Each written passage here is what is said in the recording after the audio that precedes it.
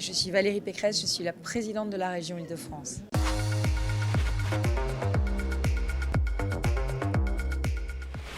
Alors la région soutient ce festival, les partenaires financiers du festival, parce que nous pensons que c'est très important aujourd'hui de développer nos filières d'excellence.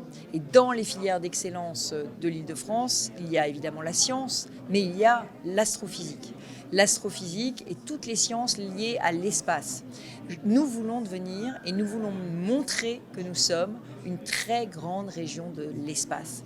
Et pour cela, il faut faire plein de choses.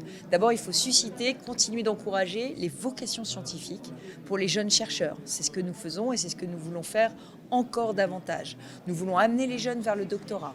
Nous voulons aussi soutenir les laboratoires de recherche. Nous avons un domaine d'intérêt majeur en Île-de-France qui concerne le spatial et l'astrophysique au sens large, qui 2200 chercheurs, 24 laboratoires qui sont financés et nous leur offrons soit des équipements, soit des financements de projets, soit des bourses doctorales.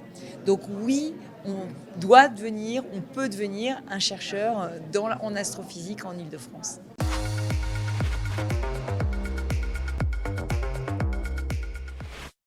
Alors c'est vrai qu'avec la réforme du lycée, qui est en soi une bonne réforme, qui vise à faire réussir les jeunes dans les matières qu'ils aiment, on a mis fin au bac S. On a mis fin au bac S, c'est-à-dire qu'on a perdu un vivier, notamment un vivier de filles, très bonnes élèves, qui faisaient des sciences parce que le bac S, c'était le bac S des bons élèves. Et donc elles ne choisissaient pas forcément les sciences, mais elles formaient un vivier scientifique et on pouvait aller en terminale les chercher pour les amener vers les carrières scientifiques. Aujourd'hui, il faut aller beaucoup plus tôt chercher les jeunes.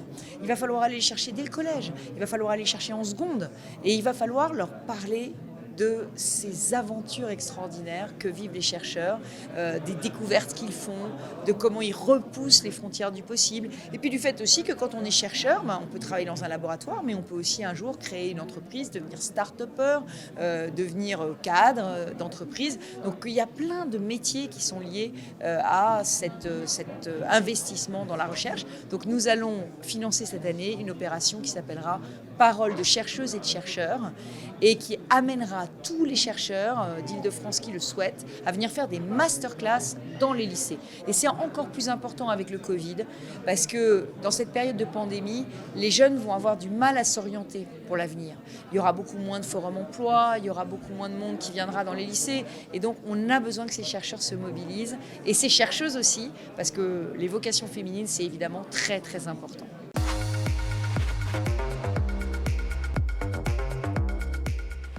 Je crois qu'avoir un festival aussi important ici à Meudon, dans la ville de l'Observatoire, donc dans la ville qui est très symbolique de cet amour des étoiles, du ciel et des planètes, je crois que c'est symbolique, c'est utile.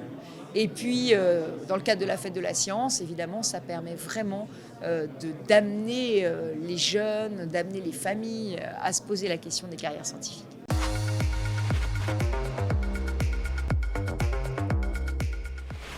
Je vais continuer à le soutenir et je soutiendrai toutes ces initiatives, de même que je vais évidemment puissamment soutenir dans le cadre du plan de relance l'Observatoire de Meudon.